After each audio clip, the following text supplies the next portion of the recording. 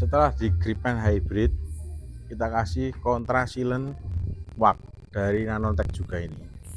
Ini tadi sudah di Gripen Hybrid, kita kasih kontra silent. Semprot juga sedikit saja. Langsung kita gosok dengan lap kain microfiber. Pembelian ini sudah mendapatkan kain lap microfiber, jadi nggak usah kalian bingung-bingung mau pakai apa, nggak usah pakai baju kotor atau baju bekas, langsung saja pakai lap kain microfiber yang sudah terdapat di